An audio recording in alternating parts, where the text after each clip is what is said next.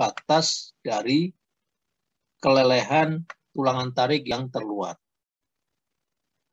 Berarti kan di sini boleh keadaannya. Yang artinya tulangan tarik terluarnya belum leleh, artinya over-enforce atau tulangan kuat.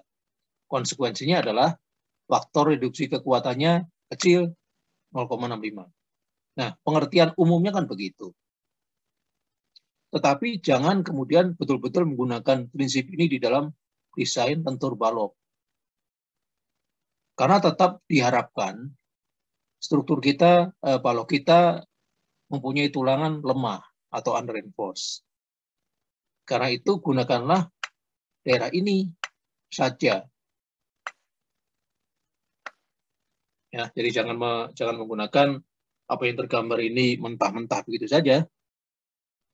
Jadi tetap kita disyaratkan menggunakan tulangan lemah untuk balok.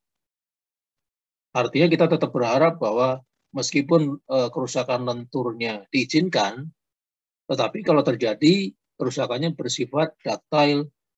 Nah, sedangkan tulangan balance mau apalagi tulangan kuat itu sifatnya brittle, dan karena itu kita hindari. Ya, jadi kita gunakan daerah ini saja yang memastikan bahwa tulangan tariknya leleh ya, tulangan tarik terluar itu leleh. Nah, lebih baik lagi kalau kita bisa mengusahakan supaya rho-nya 90 V, sorry, bukan rho ya. V-nya sama dengan 0,9.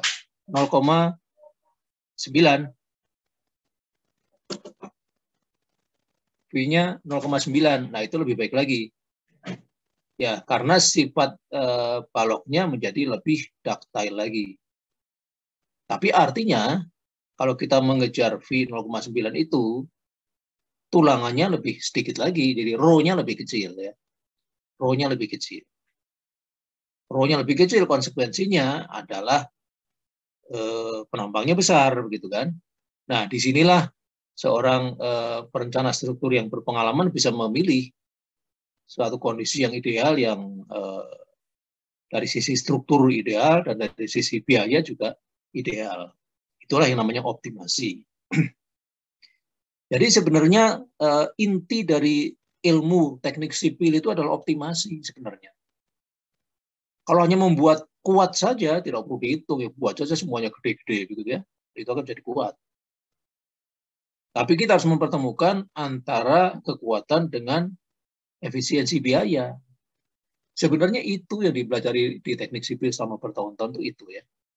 Kita membuat struktur yang kuat tetapi murah. Nah, kita mempertemukan itu karena semakin kuat bisa semakin mahal. Jadi kita mempertemukan antara kriteria kekuatan dengan kriteria efisiensi biaya. Nah, itu yang penting ya. Nah, kembali kalau kita lihat di sini prinsip dari metode LRFD ya, Load and Resistance Factor Design. Prinsipnya ini adalah ada kekuatan nominal, ada V. Nah, V ini digunakan untuk mengantisipasi kalau kekuatan yang kita rencanakan itu tidak tercapai, turun karena beberapa faktor. Nah, kita antisipasi. Sedangkan yang ini namanya kan beban terfaktor. Nah, ini juga sama. Ini adalah gaya dalam gitu ya. Gaya dalam yang diakibatkan oleh beban luar. Nah, kita perbesar gaya dalam tersebut untuk mengantisipasi kalau bebannya lebih besar daripada yang direncanakan. Itu prinsip dari LRFD. Jadi kekuatannya direduksi, bebannya diperbesar. Prinsip ini kan sebenarnya sama berlaku dalam banyak aspek kehidupan ya. Jadi kalau misalnya seseorang bekerja dengan pekerjaan yang tidak dijamin memberikan penghasilan yang rutin, Maka dia bisa hitung rata-rata penghasilan sekian, tapi direduksi kalau ada sesuatu. Penghasilannya rata-rata sekian, tapi diperbesar kalau terjadi keperluan yang di luar dugaan, ya, yang di luar rencana. Nah, ini adalah mengamankan kehidupan kita, gitu ya. Gaji kita di dalam perhitungan direduksi, kebutuhan kita dalam perhitungan, dalam perencanaan kita naikkan, maka keamanan keuangan kita bisa dijamin. Nah, itu ya, prinsipnya adalah seperti itu untuk LRFD. Nah, kemudian kalau ditanyakan, apa itu momen nominal? Ini pertanyaan yang simpel, tapi seringkali dilupakan oleh para mahasiswa. Ya. Momen nominal itu apa? Nah, momen nominal ini untuk balok beton bertulang, ini dianggap tercapai ketika regangan beton tekan yang terluar itu mencapai 0,003, itu anggapannya begitu. Jadi yang menjadi pedoman adalah ini, regangan beton sebesar 0,003 di daerah tekan yang terluar. Ini batasannya. Kalau ini tercapai, maka kita anggap itulah momen nominalnya. Bagaimana dengan tulangan? Tidak diperhatikan. Ketika regangan ini tercapai, ternyata tulangan tekan belum meleleh, artinya tulangan kuat. Ketika tulangannya mencapai tepat regangan leleh, artinya regangan berimbang atau balance. Tulangannya sudah melampaui regangan lelehnya, artinya tulangan lemah. Begitu kan? Jadi yang menjadi pedoman untuk tercapainya momen nominal adalah ini, beton tekan yang terluar itu. Bukan tulangan. Apalagi tulangan tekan tidak memberikan pengaruh terhadap definisi momen nominal tersebut. Nah, artinya sebelum momen nominal tercapai, ini sebelumnya untuk beban yang kecil kondisinya masih elastis. Maka disebut momen elastis. Kalau ditambah lagi, maka tercapailah yang namanya momen crack. Nah, beton tariknya mulai retak, namanya momen crack. Ditambah lagi, maka tulangan tariknya mencapai tegangan leleh, maka momennya disebut momen leleh atau yield. Tambah lagi, maka tercapailah momen nominal. Tambah lagi, maka tercapailah momen plastis. Nah, gitu. Jadi artinya, kalau kita melihat balok beton bertulang, retak-retak, jangan kita menyimpulkan sudah hampir runtuh, karena baru sampai di sini kan. Asal baloknya bertulangan lemah. Kelihatan retak-retak itu berarti mencapai ini nih, mencapai kondisi momen crack. Bahkan tulangannya juga belum leleh. Nah, tulangannya leleh. Ini juga belum akan runtuh. Nominal belum akan runtuh. Nah, inilah kekuatan maksimumnya. Ya. Jadi kalau ini masih elastis ya, ini masih elastis.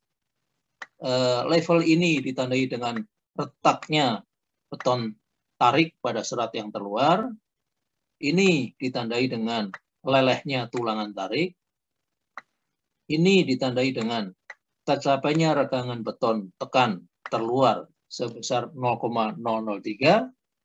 Ini ditandai dengan tercapainya tegangan tarik tulangan senilai dengan strain hardening-nya.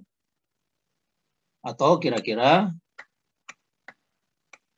tegangan tulangan tarik itu sama dengan 1,25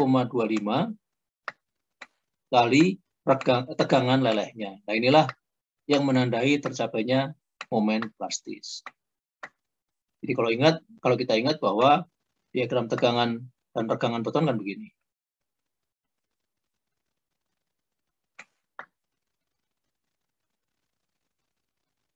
Diagram tegangan dan regangan beton itu begini.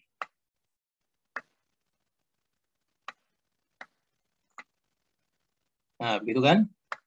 Nah, ini tegangan lelehnya yang digunakan di sini. Digunakan di sini. Nah, jadi kira-kira di sini ini adalah level tegangan beton di sini ini adalah levelnya level momen elastis dan momen crack ya. Sampai di sini ini namanya tepat momen leleh. Di sini momen nominal. Nah, sampai di sini ini namanya momen plastis. Setelah itu dia turun kekuatannya dan mendekati runtuh. Ya, jadi pemahamannya seperti itu. Jadi tumbuhnya momen lentur di dalam balok itu adalah diawali momen elastis, kemudian crack, kemudian leleh, nominal, kemudian plastis. Nah, karena saya melihat kadang-kadang Mas Polban menomorduakan pemahaman, jadi lebih mengutamakan menghitung. Maka saya merasa perlu untuk mengeluarkan soal-soal tentang pemahaman di dalam ujian. Jadi mungkin yang semacam ini bisa saja saya keluarkan di dalam UTS nanti ya, karena saya khawatir juga melihat Mas Polban seringkali menomorduakan pemahaman, dan itu berisiko ya, itu berisiko. Jadi paham itu lebih dikedepankan gitu ya. Jadi paham dulu baru menghitung. Baik, kalau ada pertanyaan silakan langsung saja.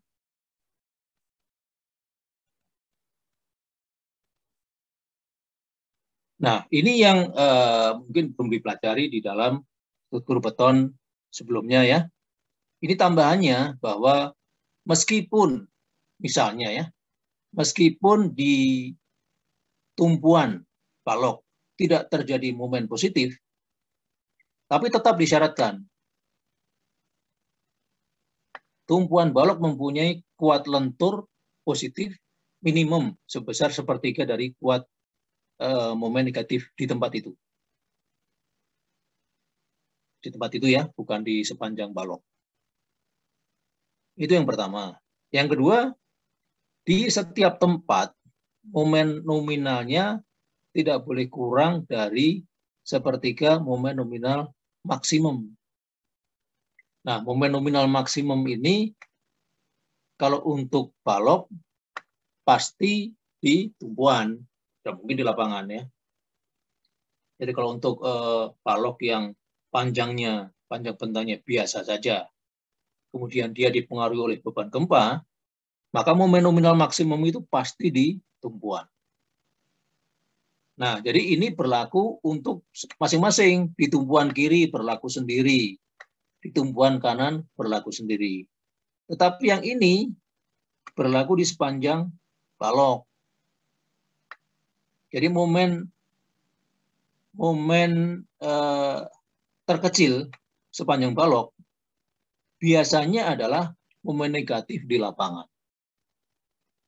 Biasanya ya. Jadi kalau itu benar, maka yang bawah ini adalah membandingkan momen negatif di lapangan dengan momen nominal negatif yang terbesar di ujung kiri dan ujung kanan. Di tumpuan kiri dan tumpuan kanan. Dan nilai perbandingan itu tidak boleh kurang dari 1/5. Nah, ini adalah sifat khas dari balok rangka momen menengah.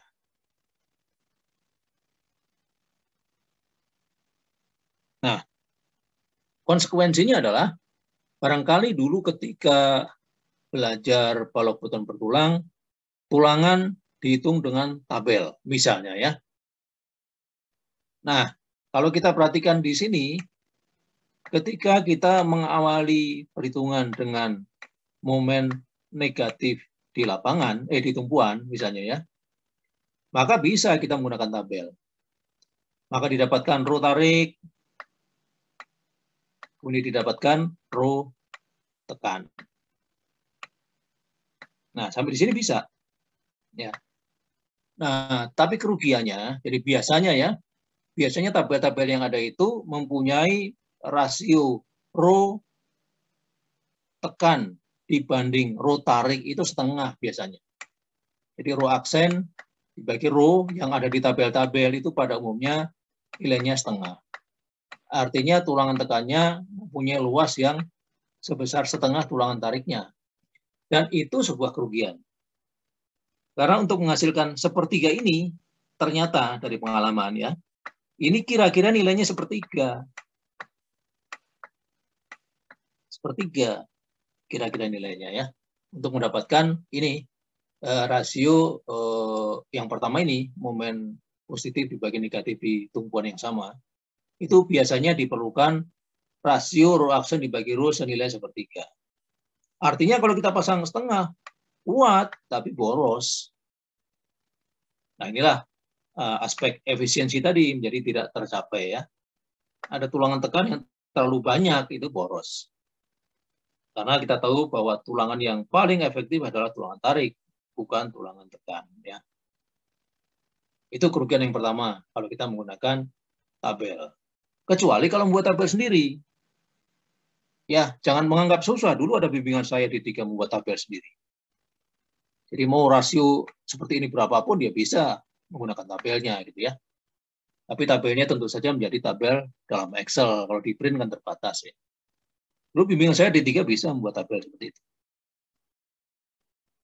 Nah, itu yang pertama. Kemudian yang kedua, setelah menghasilkan momen nominal negatif ini kan kemudian kita harus menghitung rasio yang sepertiga itu. Berarti kita harus menghitung momen nominal yang positif ini. Negatif, positif. Nah, kita harus menghitung momen nominal yang positif. Nah, sampai di sini kita tidak bisa menggunakan tabel. Karena apa? Karena rho, aksen dibagi rho-nya menjadi 3 kali. Ya, 3 kali atau minimum 2 kali kalau kita menggunakan rasio yang ini. Kalau rasionya ini berarti kan 3 kali. Ini menjadi 2 kali. Nah, tidak ada tabel yang membuat rasio tulangan tekan dibagi tulangan tarik sebesar 2 atau 3. Yang ada adalah setengah. Nah, berarti kita harus menghitung secara coba-coba lagi yang ini kan. Jadi kalau begitu untuk apa? Yang ini menggunakan tabel, yang ini menggunakan coba-coba, untuk apa? Ya sudah, sekali saja kita menggunakan cara coba-coba semua dengan membuat Excel sendiri. Baik. Nah, selanjutnya tentu saja ya, saya tidak bahas di sini karena saya anggap sudah paham. Diberlakukan yang namanya rasio tulangan minimum, rasio tulangan maksimum, tentu saja tetap berlaku ya. Tidak saya bahas karena saya anggap sudah belajar di struktur beton yang pertama untuk balok. Nah, ini tulangan geser. Ya. Jadi sebenarnya prinsipnya kita tidak menggunakan gaya geser ultimate atau terfaktor dari software untuk melakukan perencanaan sengkang. Kalau kita menggunakan gaya dalam berupa gaya geser terfaktor dari ETABS misalnya, kita gunakan untuk desain tulangan geser, maka akan dicapai kuat lentur sama dengan kuat geser. Karena gaya dalamnya didapat dengan cara yang sama. Maka kuat lenturnya sama dengan kuat geser. Dan itu bukan persyaratan rangka momen menengah. Tidak memenuhi persyaratan rangka momen menengah. Ya. Nah, karena itu gaya geser terfaktor untuk desain dimodifikasi. Ya tentu saja untuk menghasilkan kuat geser yang lebih daripada kuat lentur, ya berarti beban gesernya harus ditambah, harus diperbesar. Jadi V yang kita gunakan bukan VU yang keluar langsung dari ETABS. Nah, kalau misalnya kita ambil dari ETABS, maka kalau kita ambil free body dari sebuah balok, kan kira-kira seperti ini. Ada beban dari plat, IU, yang mestinya tidak selalu berbentuk beban merata ya. bisa segitiga, bisa trapesium, dan sebagainya. Yang paling simpel adalah yang merata seperti ini. Nah, kalau dibuat merata itu sebenarnya berarti bahwa pelatnya dimodelkan sebagai pelat searah.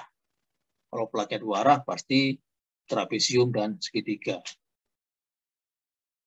Nah, free body, yang namanya free body itu kan selalu harus mencapai keseimbangan.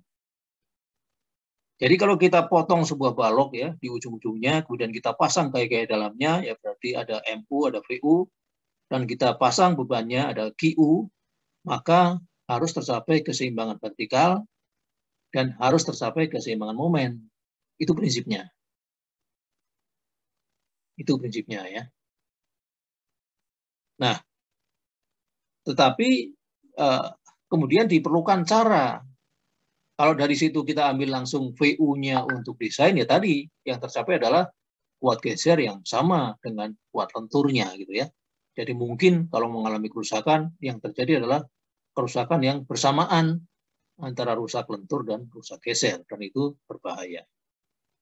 Baik, nah karena itu kita perlu meningkatkan atau menambah besarnya VU untuk desain. Nah, karena itu tadi free body yang semula bentuknya seperti ini ya, perhatikan bahwa momen di ujungnya dua-duanya negatif, saling melawan, putarannya berlawanan ya, jadi saling mengurangi. Nah, untuk menghasilkan VU yang lebih besar, dimodifikasi menjadi seperti ini. Pertama, kalau kita bandingkan ya, yang ini kan MU, ini MU, MU, ini VU, VU. Nah, untuk menghasilkan V yang lebih besar, dimodifikasi menjadi ini. Ini MN, bukan MU. Kita tahu bahwa MN kan lebih besar daripada MU. Kemudian arahnya dipaksa balik, seperti ini. Nah, berarti saling memperkuat. Ya. Ini kan saling memperkuat. Ya. Nah, VU-nya diabaikan dulu. Ini VU tidak mengambil VU luaran dari software dulu. Ini kita akan cari secara manual VU-nya itu berapa gitu ya. Untuk membedakan sekarang kita gunakan VE bukan VU. Nah, maka kalau kita cari keseimbangan momen terhadap ujung kanan ya, maka didapatkan VE kiri. Nah, kemudian kalau dicari momen dicari keseimbangan vertikalnya didapatkan kemudian VE kanan. Kalau putaran momennya seperti ini dan QU-nya merata, maka pasti VE kiri lebih besar daripada VE kanan. Nah, maka untuk desain yang lengkap, untuk mencari VE yang kanan dibalik sekarang momennya. Dibalik seperti ini pasangan momennya. Maka sekarang kita dapatkan VE kanan yang besar, VE kiri yang kecil. Nah, itu prinsipnya ya, itu prinsipnya. Tetapi untuk rangka momen menengah, masih dibolehkan menggunakan cara yang lebih sederhana. Jadi cara ini nanti akan kita gunakan untuk balok rangka momen khusus juga gitu ya, dengan sedikit perbedaan. Nah, untuk rangka momen menengah masih diizinkan menggunakan cara yang lebih sederhana, yaitu cara yang kedua. Cara yang kedua yaitu nah ini. Cara yang kedua itu cukup dengan mengganti faktor beban rho atau faktor redundansi untuk gempa yang semula bernilai 1,3 menjadi 2. Sudah, itu saja. Ya, itu saja. Nah, berarti kita harus membuat kombinasi baru dengan mengalihkan bebannya menggunakan faktor sebesar 2. Nah, kalau sudah demikian, maka gaya geser yang keluar dari ITEPS bisa kita langsung gunakan untuk merancang kuat geser atau merancang tulangan gesernya. Nah, tentu saja kan ini lebih mudah cara B ini ya daripada cara A. Karena itu ya saya anjurkan untuk rangka momen menengah ini gunakan saja cara B ini. Ini kalau kita jabarkan sedikit, ini akan menjadi 2 kali misalnya ya, EX plus 0,3 EY. Ya. Nah, tapi ini ada plus minusnya. Ada plus minusnya. Berarti ini saja sudah menjadi berapa? 4 ya.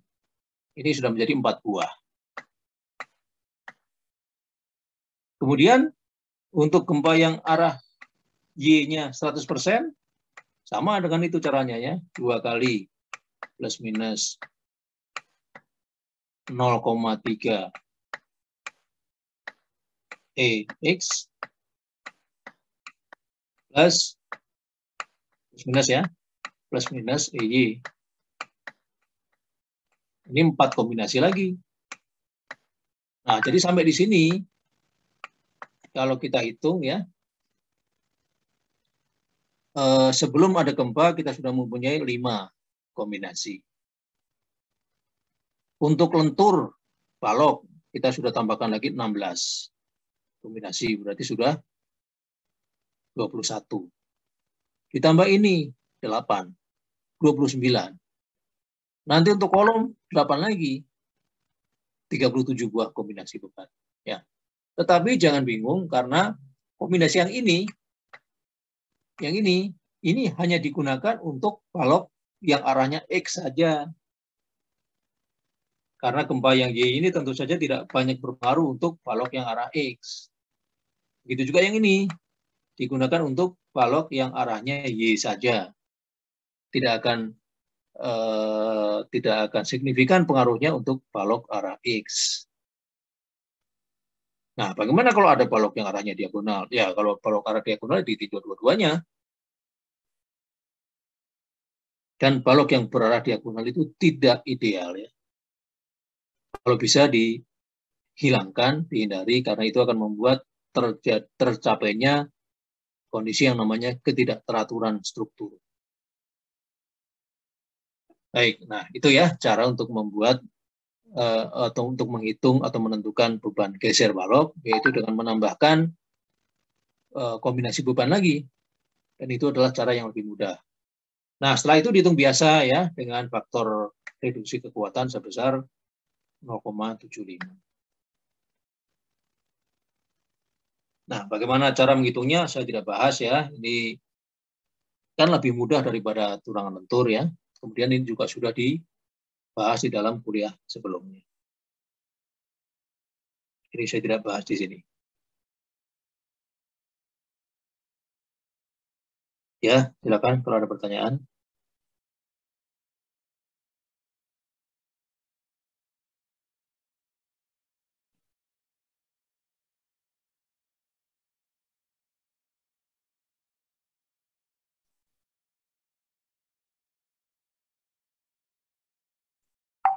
Ya. Nah, kembali ke sini. Maka kalau kita perhatikan, kalau kita menggunakan kombinasi beban tambahan seperti tadi, maka kita harus memilih nanti ya. Kita harus memilih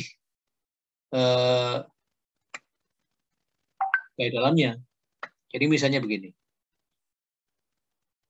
Mungkin saja kayak dalamnya menjadi bidang gaya gesernya menjadi seperti ini misalnya ya. Misalnya seperti ini.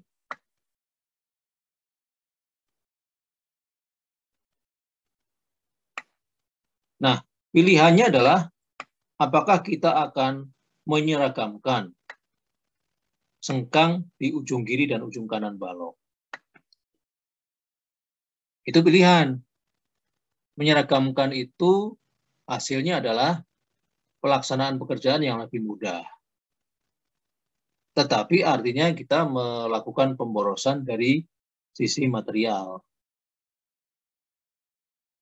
Nah, kalau seperti itu ya, maka kita bisa bagi ini menjadi daerah, kan biasanya kita membagi ini daerah tumbuhan sampai 1/4 bentang. Berarti ini gaya gesernya sampai 1/4 bentang. Ini juga sama, sampai 1/4 bentang gayanya adalah sekian misalnya ya. Nah, terus lapangannya yang mana? Kalau dari kiri dapatnya sekian. Kalau dari kanan dapatnya sekian. Nah, tentu saja kita ambil yang dari kiri kan. Tapi ternyata yang dari kiri justru melampaui banyaknya tulangan geser yang di ujung kanan. Nah, karena itu kita perlu lanjutkan ke sini kalau itu terjadi.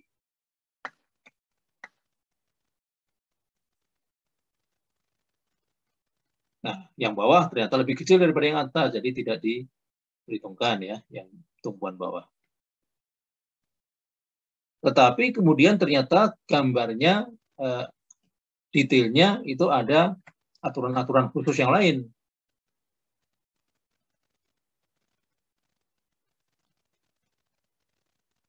Nah, ini ya.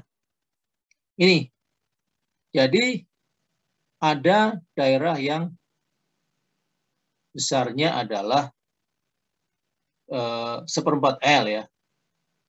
Panjangnya 1/4 L diukur dari muka kolom. Dari kanan juga ada 1/4 L diukur dari muka kolom. Ya. Kemudian setengahnya, sisanya adalah daerah lapangan. Tetapi di daerah sepanjang 2H ya, 2H sorry, dari 2H yang mungkin ada di dalam 1/4 L tadi, itu diatur dengan detail yang khusus. Ini. Ya, sepanjang 2H itu. Jadi pertama, sengkang pertama ditempatkan tidak lebih dari jarak 50 mm dari muka kolom.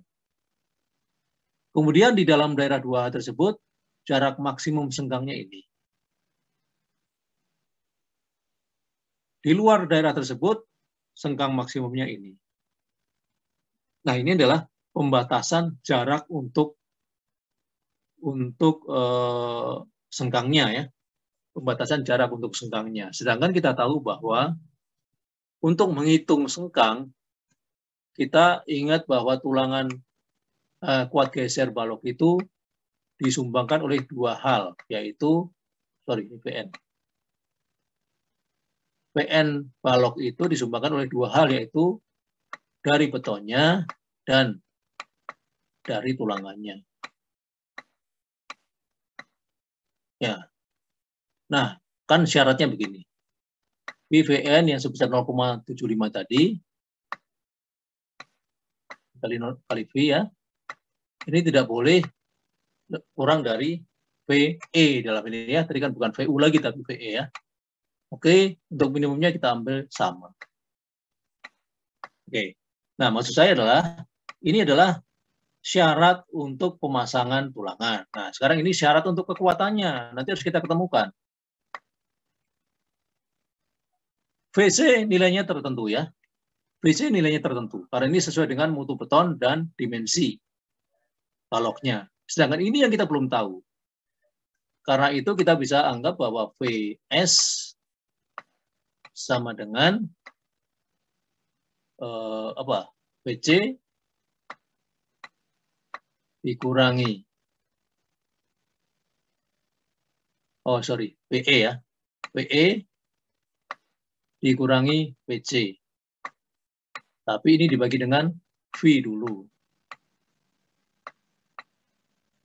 Nah, yang seperti ini namanya adalah VS perlu.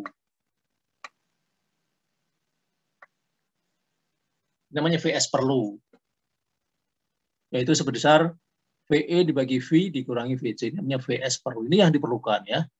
Nah, sedangkan rumus yang menuliskan VS sama dengan AV kali FY kali D dibagi S, ini adalah kekuatan geser yang ada atau aktual. Sedangkan ini yang diperlukan. Maka kan kita bisa menyamakan ini ya. VS aktual kita buat sama dengan VS perlunya.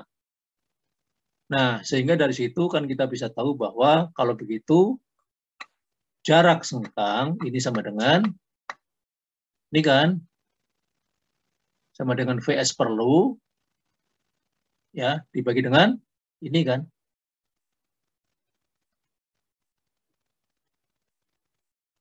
Kebalik ya. Ini dibagi dengan VS perlu. Jelas?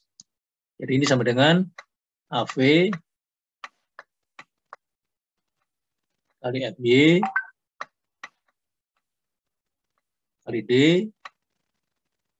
dibagi WS perlu.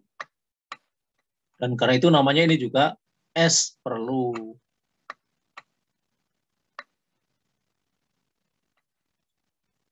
Ya. Nah, jadi tolong dikoreksi. Yang ini kan saya salah tulis nih. Tolong dikoreksi ya. Jangan nanti dibawa ke tempat kerja masih salah begini. Tolong dikoreksi. Jadi yang benar adalah ini. Bukan dibagi VU per V. Tapi VU per V. Ini juga bukan VU tapi VE kan. Misalnya ini adalah VE per V. Dikurangi dulu dengan VC kan gitu ya. Ya, jadi tolong dikoreksi itu. Nah, inilah S perlu itu. Dan inilah yang kemudian kita bandingkan dengan syarat ini. Kita ambil tentu saja yang kecil gitu ya. Ini kan persamaan ini ya, untuk menghitung S perlu ini berlaku sama di tumpuan maupun di lapangan ya. Yang berbeda adalah VS perlunya yang berbeda ya, karena VE-nya berbeda. Nah, jadi kita bandingkan SP ini dengan persyaratan jarak yang diatur di dalam pasal 18424 ini dan 425 ya. Kita ambil tentu saja yang kecil. Bisa dipahami?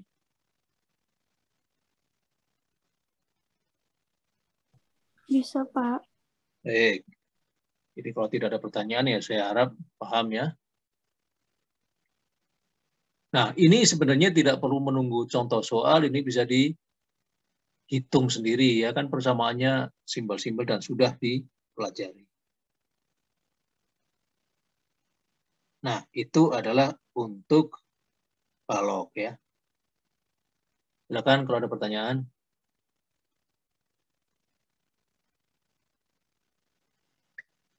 Tidak ada, baik. Apakah sudah mencoba sampai kolom? Kan waktu itu sudah saya berikan ya contoh soal kolomnya. Apakah sudah dicoba sampai kolom?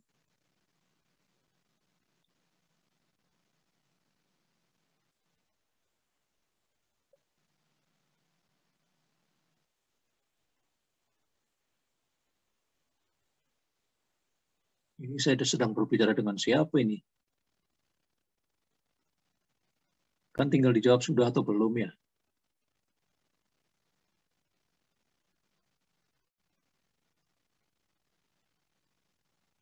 Kedengaran suara saya? Kedengaran, Pak. Kalau saya belum, Pak. Belum. Yang lain? Sudah belum? Saya belum, Pak. Belum, Pak. Wah, ini repotnya ya kalau belum. Contoh soal sudah saya berikan kan ya. Contoh soal sudah saya berikan. Oke. Coba saya ulang lagi ya. Saya ulang lagi. Kan contoh soalnya sudah ada ya.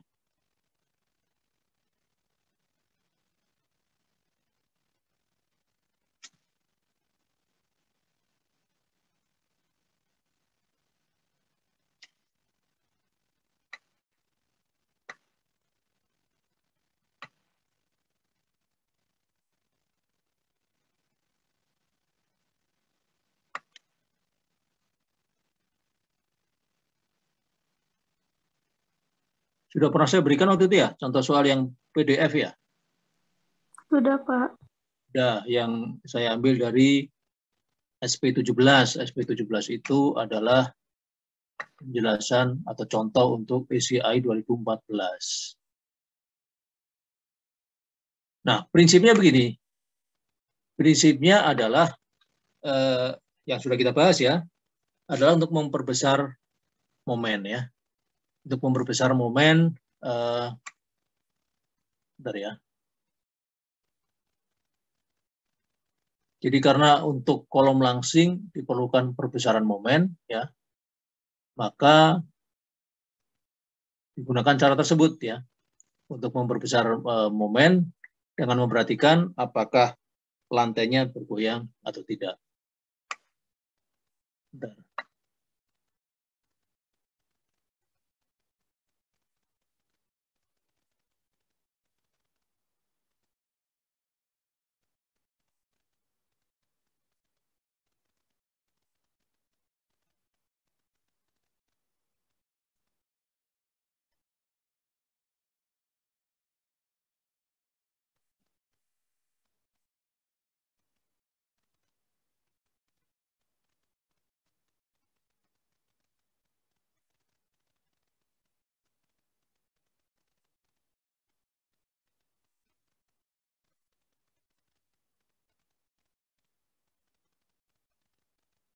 Ya, nah ini ya.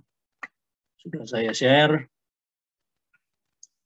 Jadi contoh satu ini judulnya adalah column analysis. Jadi hanya untuk memperbesar gaya dalamnya saja ya. Memperbesar gaya dalamnya saja. Nah, kebetulan contoh ini saya bahas pindah saja karena sudah pernah kita bahas panjang lebar ya. Pada contoh ini, kolomnya ini diambil dari lantai yang bergoyang. Nah, karena diambil dari lantai yang bergoyang, maka perbesaran momennya itu dilakukan 2 kali. Jadi intinya begini.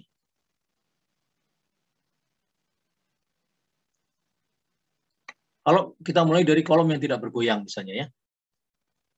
Kolom yang tidak bergoyang, contoh yang paling populer adalah seperti ini.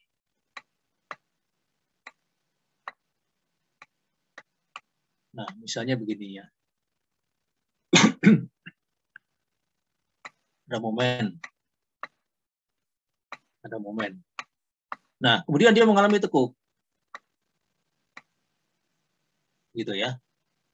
Nah, ketika dia mengalami tekuk, maka terbentuk eksentrisitas antara gaya P ini dengan kolomnya. Nah, ini kan ada eksentrisitas ya. Yang maksimumnya di sini eksentrisitasnya. Jadi masih kecil, dan maksimumnya di sini. Jadi inilah mekanisme yang mengakibatkan pada kolom yang tidak bergoyang, kolom dari lantai yang tidak bergoyang, terjadi perbesaran momen itu seperti ini kira-kira. Begitu juga yang mengalami lentur kurva ya, double kurvatur atau apa namanya itu, kelenturan ganda ya, kelenturan ganda. Jadi dia mempunyai bentuk seperti ini. Nah, gitu kan untuk kelenturan ganda. Nah, ini sama di sini juga ada eksentrisitasnya kan, sehingga akibat momen tentu saja sudah ada dia mempunyai momen ya, mempunyai momen. Nah, akibat gaya aksialnya pun dia kemudian mempunyai tambahan momen akibat eksentrisitas ini. Akibatnya kalau kita mempunyai kolom dari lantai yang bergoyang, misalnya seperti ini, nah begitu, maka ada tambahan, ya ada tambahan akibat akibat eksentrisitas ini. Ini momen tambahannya ya. Tetapi terjadi juga seperti ini karena dia turun gitu ya. Jadi turun lagi, misalnya saya gambarkan dengan warna lain, akibat P ini meskipun dia dalam keadaan tidak bergerak gitu ya, tidak bergerak lagi, berarti dianggap tidak bergoyang, dia masih turun lagi kan, menjadi begini. Nah, itu artinya akan ada tambahan momen lagi. Ya, ini mungkin akan menjadi agak gitu ya misalnya ya. Nah, itu akan ada tambahan momen lagi. Karena itu untuk momen yang bergoyang, perbesarannya dihitung 2 kali. Yaitu ketika dia bergoyang, yang ini, eksentrisitasnya, dan ketika dia turun tanpa bergoyang, seperti ini. Ini kan terjadi kan sebenarnya karena dia turun sedikit ini. Dia turun sedikit, maka dia menjadi begini kan. Kalau dia nggak turun kan nggak terjadi. Ini juga sama. Sudah begini, kan dia turun lagi gitu ya. Jadi ada 2 gerakan. Gerakan ke samping yaitu goyangan, dan gerakan turun. Nah, sedangkan ini kan gerakannya turun saja. Tekuknya ini terjadi karena turun saja. Nah, sedangkan dia ada goyangan ini, dan ada dia turun akibat gaya aksialnya. Karena itu perbesarannya dilakukan 2 kali. Nah, itu yang mungkin belum dibahas juga di dalam kuliah kolom beton bertulang sebelumnya ya. Ada mekanisme seperti itu. Baik, nah sudah kan tinggal mengikuti langkah-langkahnya, perhatikan setiap langkah gitu ya. Tetapi sudah saya sampaikan bahwa ada beberapa kesalahan juga di dalam penulisan contoh ini ya. Jadi ya hati-hati memahaminya karena ada angka-angka yang tidak cocok juga. Baik, nah tapi kalau kita perhatikan contoh satu ini baru sampai ke perbesaran momennya saja. Iya, baru sampai ke perbesaran momennya saja. Belum sampai ke bagaimana tulangannya dihitung. Ini baru sampai perbesaran momennya saja. Baik. Nah, kalau ini belum dicoba, jadi saya berikan waktu, silakan coba dipelajari. Kemudian saya tambahkan satu contoh lagi yang membahas tentang penulangannya, ya. Yang membahas tentang penulangannya. Nah, jadi supaya saya yakin bahwa ini dipelajari dengan benar, saya minta silakan dibuat rangkuman langkah-langkahnya ya dari contoh satu ini. Nanti akan kita bahas. Akan dipelajari dan dibuat rangkumannya dari contoh nomor satu ini. Nanti kita akan bahas pada jam selanjutnya ya. Kemudian juga saya akan berikan contoh lagi tentang penulangannya. Silakan dibaca untuk nanti kita bahas juga ya. Ada pertanyaan sampai di sini?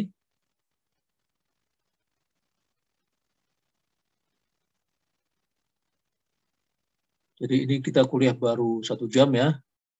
Jadi silakan waktunya digunakan sisanya untuk membuat rangkuman ini dan memahami tentu saja ya. Saya akan minta nanti salah satu men-share gitu ya, men-share hasil rangkumannya untuk kita bahas sama-sama. Baik, ada pertanyaan? Pak, boleh nanya, Pak? Ya. Tapi agak melenceng sedikit ke Bapak, Pak. Ya, gimana? Kalau di bangunan lepas pantai gitu, Pak, apa rekayasa kegempaan tuh masih berlaku gitu, Pak? Oh iya, sangat berlaku. Tetap berlaku. Berarti nanti tuh kan kalau di lepas pantai gitu, Pak, bakal bakalan ada kayak beban tsunami-nya gitu atau gimana, Pak? Oh iya, ya. Oke. Jadi kalau kita perhatikan judul dari SNI 2847 itu adalah untuk gedung 1726 ya. Itu judulnya adalah untuk gedung dan non gedung. Apa itu non gedung? Non gedung adalah struktur-struktur yang perilakunya mirip gedung. Tidak termasuk di dalamnya jembatan. Ya, jembatan ada aturannya sendiri. Karena jembatan perilakunya sedikit berbeda dari gedung. Tapi ada struktur-struktur yang perilakunya seperti gedung, itulah yang disebut non gedung. Contohnya apa? Tower untuk komunikasi, tower untuk tiang listrik, begitu ya. Itu adalah struktur-struktur non gedung yang di dalamnya berlaku SNI tentang gempa maupun beton dan baja gitu ya. Ada SNI 1726, 1729 maupun 2847 itu berlaku untuk struktur yang non gedung. Begitu juga anjungan lepas pantai. Itu adalah juga struktur yang non gedung gitu ya. Non gedung. Nah, kalau tadi pertanyaannya adalah apakah aturan tentang kegempaan berlaku? Iya, sangat berlaku. Kita lihat coba. Sumber gempa yang paling banyak itu justru di laut. Ya, kita perhatikan dari ujung pantai barat Sumatera Utara sana, terus ke selatan, Laut Selatan Jawa, ke timur sampai Irian. Sebagian besar justru sumbernya itu di laut. Nah itu ya, jadi pertama bahwa aturannya berlaku, iya tetap berlaku. Cuma bedanya kalau gedung ya, misalnya menggunakan tiang pancang misalnya ya, kemudian di atasnya ada kolom-kolom.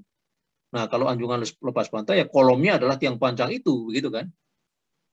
Kolomnya adalah tiang pancangnya itu sendiri. Nah, perilakunya seperti kolom gedung kita. Cuma kadang-kadang ada tiang panjang yang miring begitu ya, yang sengaja dibuat miring. Nah, itu sedikit berbeda dengan gedung kita. Nah, tentang tsunami. Tsunami ini yang memang masih belum sejauh gempanya ya, dipelajarinya itu belum sejauh gempanya sendiri.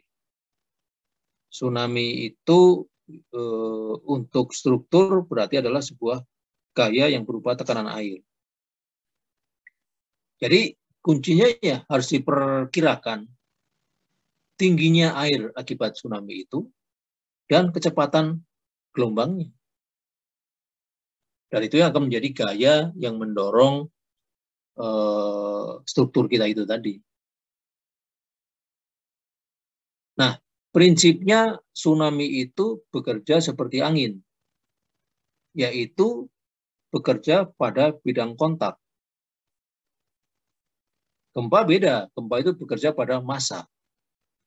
Ya, jadi semakin besar massa atau berat sebuah struktur, semakin besar gaya gempanya. Kalau tsunami dan angin beda, semakin besar bidang kontak antara air dengan struktur atau angin dengan struktur, makin besar gaya dorong dan gaya tariknya. Jadi ya intinya adalah perhitungkan ketinggian tsunami-nya dan perhatikan kecepatan gelombangnya sehingga bisa dihitung sebagai besaran gaya. Itu intinya. Tapi prinsipnya sama ya. Prinsipnya sama saja. Baik, begitu kira-kira. Ada lagi? Iya, makasih Pak. Berarti itu mah lebih dipelajarinya di teknik kelautan ya Pak ya? Ya, tentang tsunami-nya ya. Kalau tentang strukturnya ya sebenarnya sama. Kan yang kita belum punya kan hanya gayanya saja. Gaya akibat tsunami ya. Jadi kalau gayanya sudah dapat ya nanti detail tulangannya dan sebagainya ya sama saja. Ya baik Pak, makasih banyak Pak. Ya, sama-sama. Nah, cuma mungkin juga sedikit beda adalah di anjungan lepas pantai itu banyak juga yang menggunakan struktur baja ya. Jadi detailnya sangat rumit itu menggunakan struktur baja. Tapi sekali lagi prinsip mekanikanya sama. Hanya perhitungan terhadap gaya-gaya tadi yang berbeda dan juga perlindungan terhadap karat. Jadi kalau kita bicara risiko terhadap karat gitu ya untuk struktur lepas pantai, maka daerah yang paling berisiko untuk mengalami karat adalah daerah yang secara periodik terendam, kemudian lain kali kering, begitu ya. Itu yang berisiko paling tinggi untuk terjadinya karat atau korosi. Jadi karena itu, kalau kita lihat tiang pancang dari struktur lepas pantai, misalnya kita gunakan tiang pancang baja, yang mungkin juga sudah dilindungi dengan cathodic protection misalnya. Tetapi di daerah yang dekat dengan permukaan air, sampai ke ujung atasnya, itu biasanya dilindungi lagi dengan beton. Ya. Jadi sekian meter dari bawah muka air rata-rata, itu sudah mulai dibeton. Untuk mengantisipasi kalau terjadi surut.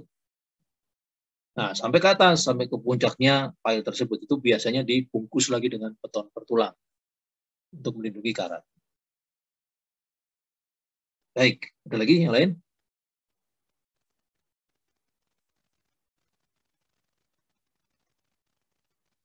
Ya, kalau tidak ada lagi, karena minggu depan UTS saya tidak menambah materi baru, tapi silakan dibuat rangkumannya ya untuk pagi ini. Kemudian nanti kita bahas lagi pada sesi siang. Saya minta salah satu menampilkan hasil rangkumannya. Kemudian saya juga akan kirimkan pagi ini example yang kedua, yaitu mengenai tulangannya, ya, mengenai tulangan kolomnya. Baik, kalau tidak ada lagi, silakan dikerjakan ya, membuat rangkuman, dan saya akan kirimkan materi contoh keduanya melalui WA Group. Ya, terima kasih. Selamat bekerja. Terima kasih, Pak. Terima kasih juga, Pak.